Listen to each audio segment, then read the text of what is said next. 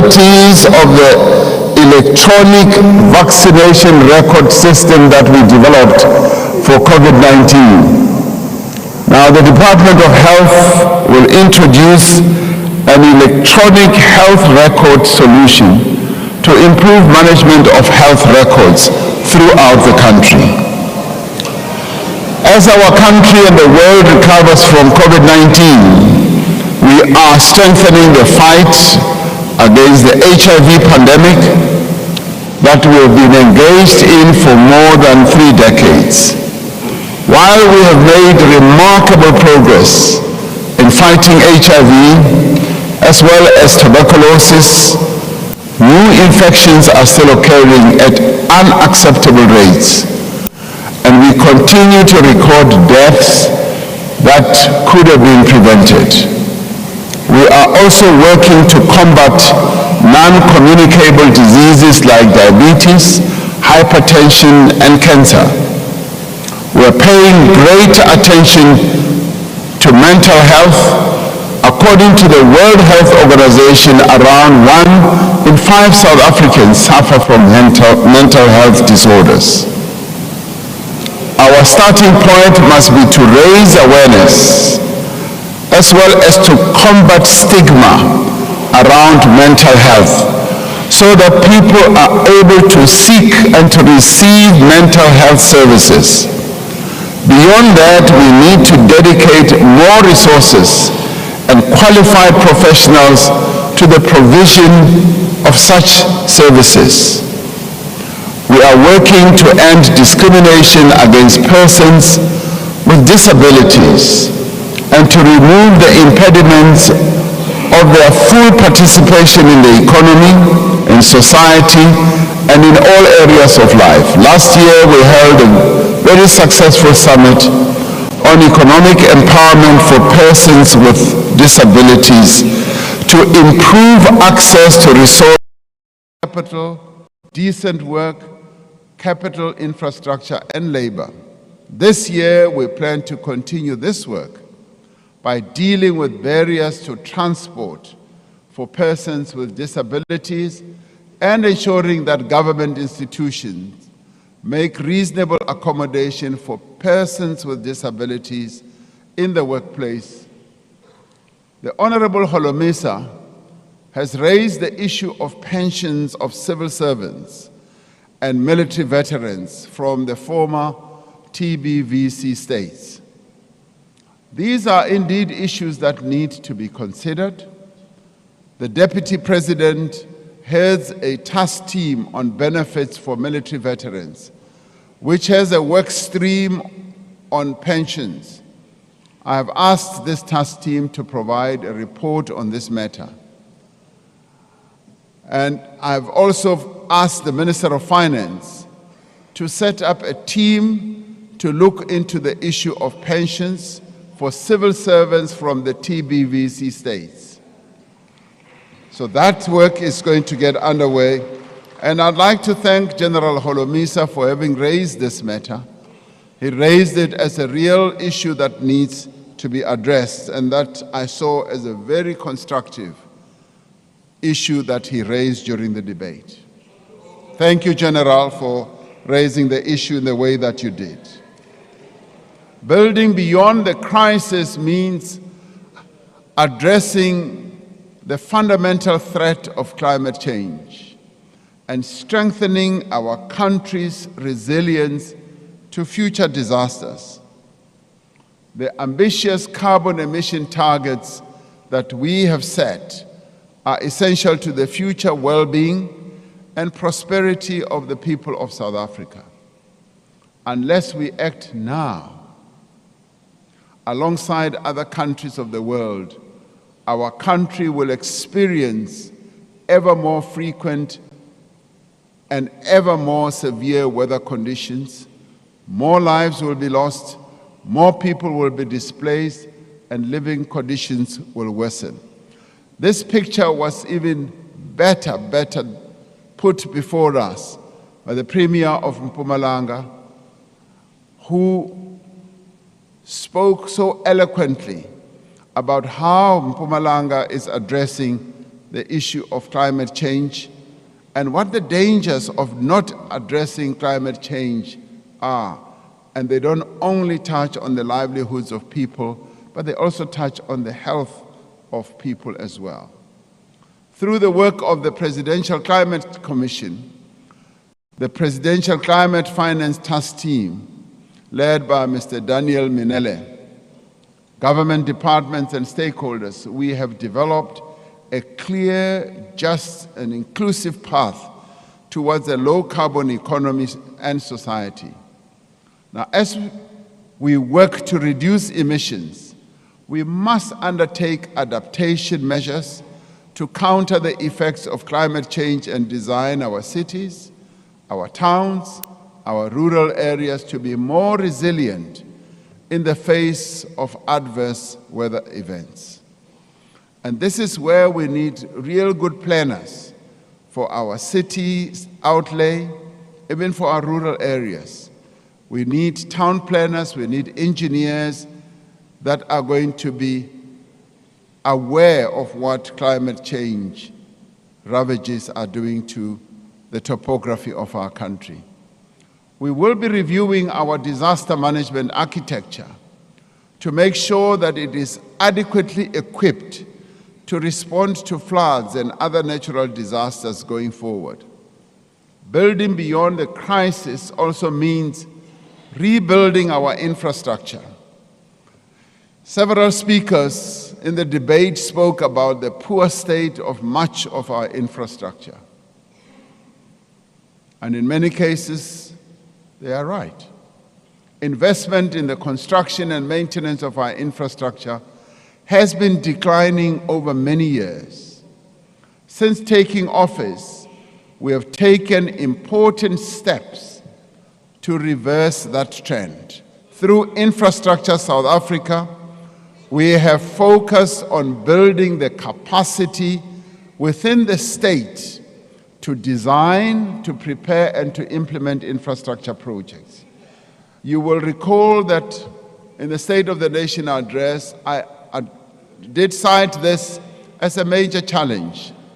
Now, through the Infrastructure Fund, we have sought new approaches to also funding infrastructure, drawing on a diversity of sources. We are also undertaking structural reforms in our ports and railways that will enable greater investment in these vital industries. We have significantly increased the budget allocated to infrastructure across the government. And as I indicated in the State of the Nation address, significant road, water, housing, and other projects are underway, and the Minister of Finance will, as he outlines his budget, be able to focus on this as well. To succeed in all these efforts, we need to ensure that the state has the necessary resources, that it has the necessary capacity and all the skills that it can master to be able to execute all its plans. We are taking important steps to professionalize the public service across all spheres to ensure that the right people are appointed and are placed in the right positions, that they are held accountable and they are empowered to provide the best possible service to the people of our country. Further to this, I'm directing that all infrastructure and service departments conduct skills audits within a short space of time. These audits must not just tell us what training officials think they require, but must help us understand where critical skills exist in those departments to effectively deliver infrastructure and services. The National School of Government will work with other organs of state like the Human Sciences Research Council, the HSRC, to conduct these audits. We said in the State of the Nation address last week that South Africa's fortunes are linked to those of our continent. We depend on a peaceful, stable, and prosperous Africa to advance our own development as a country. In April last year, South Africa assumed its 2-year term as a member of the African Union Peace and Security Council. We will be chairing a meeting of the Council in Addis Ababa tomorrow. Through our participation in the Peace and Security Council, South Africa is working with other countries to bring peace to areas of conflict on our continent, such as the Eastern DRC, whose president I had a lengthy discussion with last week, with Libya, the Sahel region, and northern Mozambique as well. In October last year, South Africa hosted and played a role in the facilitation of the successful peace talks between the government of Ethiopia and the Tigray People's Liberation Front, which were facilitated by the African Union. Our former Deputy President, Phumzile Mlambo-Ngcuka, participated in these talks and flew the South African flag on our behalf. We will continue to provide whatever assistance we can to the resolution of conflict and peace keeping on our continent. Our recent experience of the COVID-19 pandemic has demonstrated the value of a united response to common challenges. As the African Union Chair in 2020, South Africa led the continental response to COVID-19, overseeing a continent-wide strategy, setting up innovative online platforms to provide access for all countries on our continent, including countries such as the Caribbean, and mobilizing international funding and securing over 500 million COVID vaccines for the continent. Now, as chair of the African Union COVID-19 Commission, we continue to lead the continent on health security matters as a means of preventing and responding to the pandemic and plan for future pandemics as well. We are working as co-chair of the Access to COVID-19 Tools Accelerator, together with the World Health Organization and other organizations, to develop a global platform that will enable rapid development of and equitable access to tools needed to respond to any future pandemics at a global level as well. These are part of the concerted efforts to ensure that Africa and the global community are adequately prepared for any future health emergencies. While much of this work does not find its way into the headlines, the reality is that these are efforts that are necessary for the development and transformation of our country. While others make a lot of noise on the sidelines, the reality is that this government is building the future today. As a government, as we move on, honorable members, the values contained in our Constitution are essential in shaping the South Africa that we want. The Constitution of our country calls for a society that is based on human dignity, the achievement of equality, and the advancement of human rights and freedoms.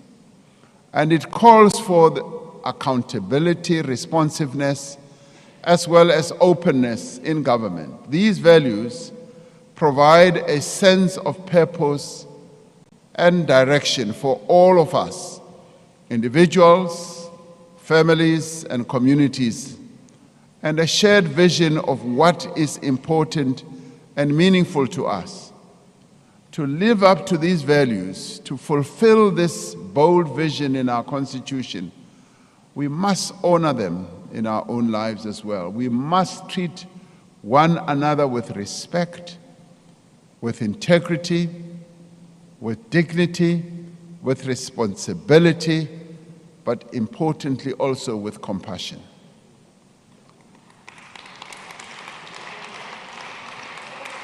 We must build a society in which people can work together for the common good, in which all people are treated with the dignity and the respect they deserve, and in which everyone is given the opportunity to reach, yes, their full potential. It is these values that have set our country apart since the dawn of democracy almost 30 years ago. It is these values, too, which inform our relations with all peoples and nations across the world. We have observed with great sorrow the immense loss of life and suffering caused by the recent earthquakes in Turkey and Syria. We once again extend our deepest condolences to the governments and the people of those two countries in the face of this humanitarian disaster. As I conclude, I wish to extend my appreciation to Deputy President David Dabede Mabuza, who has given me unwavering support over the last 5 years.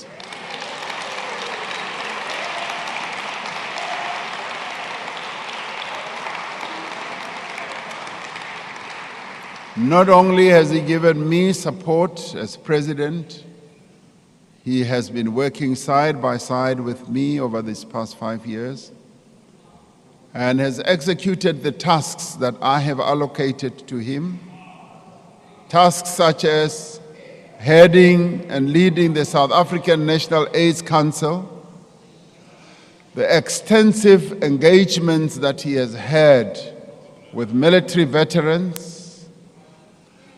the job and the task that he has had in engaging with traditional leaders throughout the country on critical issues such as communal land and also their ability to execute their work as an important structure in the state.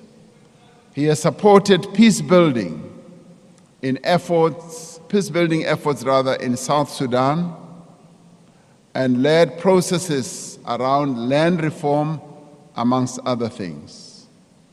Deputy President David Mabuza has indicated his wish to step down from his position.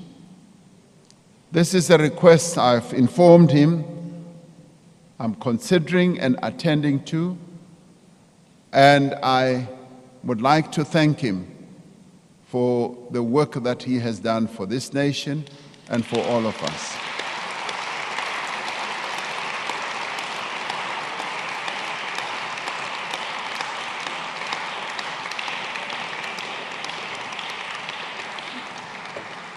DP, cheers.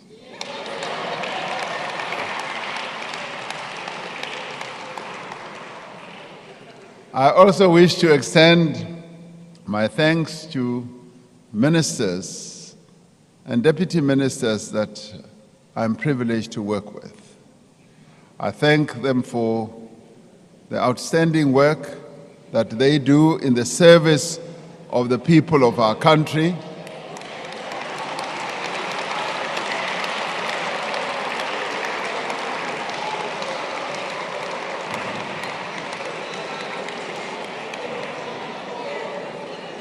I also wish to thank the premiers of our country, all 9 premiers, from the Western Cape right through to Limpopo. Even you can applaud on the other side. I have really thoroughly enjoyed working with our premiers. Yes, I am sure. Almost, at the very least, 2 to 3 times a year, we hold our Presidential Coordinating Council meeting, and we exchange views on a number of issues. And I've always found our premiers very creative, very energetic, and full of ideas, such as being able to write letters to me and say, "President, declare a state of disaster."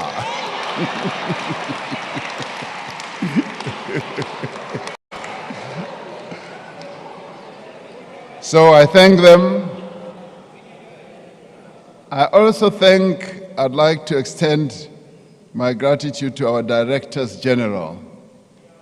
The Directors General and DDGs are the real engine of our government, and I'd like to thank them, together with a number of other officials in our government, and indeed those hordes of people who work in our government system, from the cleaners to the gardeners right up to the top. And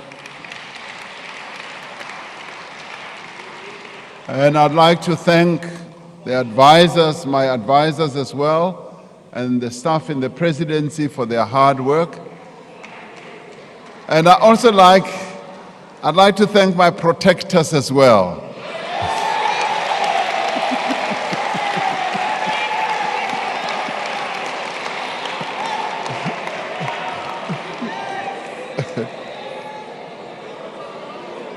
A journalist asked me over the weekend whether I was ever terrified or scared. I said, no, I wasn't.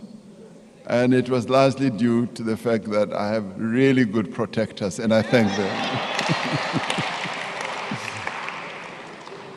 Finally, let me thank all of you, leaders of various political parties, and all of you as members of Parliament.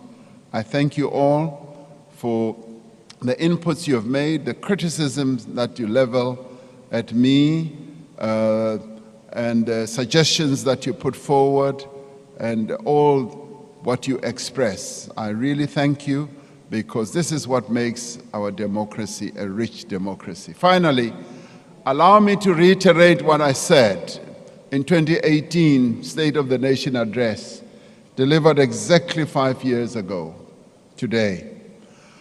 I said we should reaffirm our belief that South Africa belongs to all who live in it. For though we are a diverse people, we are one nation. There are 57 million of us. That's what I said then. There are now closer to 61 million of us, each with different histories, languages, cultures, experiences, views, and interests. And in fact, I digress. When it comes to views, I always think that there are 61 million views. Each one of us have a different view on any issue. But I continued to say, yet we are bound together by a common destiny. We are one people, committed to work together to find jobs for our youth, to build factories and roads, houses and clinics, to prepare our children for a world of change and progress, to build cities and towns where families may be safe, productive, and be content. While there are many issues on which we may differ, on these fundamental matters, we are at one. So, honorable members, South Africans are a resilient people. They are a hopeful people. And indeed, there are reasons for hope. But we cannot live on hope alone, as many of you have said. Dit is waar, achtbare Detroit, die Suid-Afrikaanse mense verdien beter as unvervulde en leë beloftes. It is the job of government to deliver basic services, to protect its citizens from harm, to create the conditions in which every person can thrive.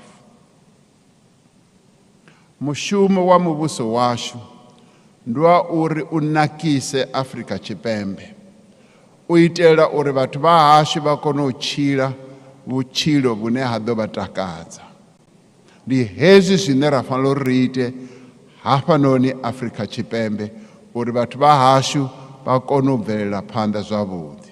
That is why, as we work to implement the actions that will restore our country's promise, I'm not asking for your patience. I'm asking for you to support our people as they work with us to address all these challenges. That's all I am asking for. Let us never forget that whatever our challenges, whatever our differences, noma sihluka kuphi nakuphi noma kuyini, sonke asifani, kodwa okusihlanganisayo ukuthi izwe lakithi liphumelele liye phambili. Iloko okusidibanisayo. So in the end, we all seek the same future for our country. It is therefore important, and I repeat, that we should stand together to build that future. Batho ba haeso ba batla gore bona re kopane re le ntho e le nngwe re sebetsa mmoho hi tira swin'we hi pfelela amahlweni hi leswi va swi lavaka. I thank you.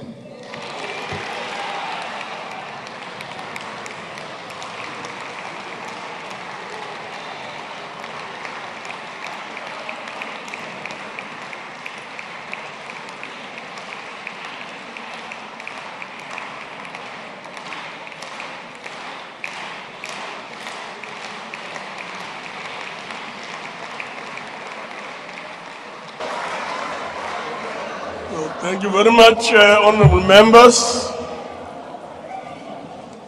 I now take this opportunity to thank the honorable president for his address and to remind members that they should wait until the procession has left the sitting. That, honorable members, concludes the debate of the State of the Nation address and business for the day.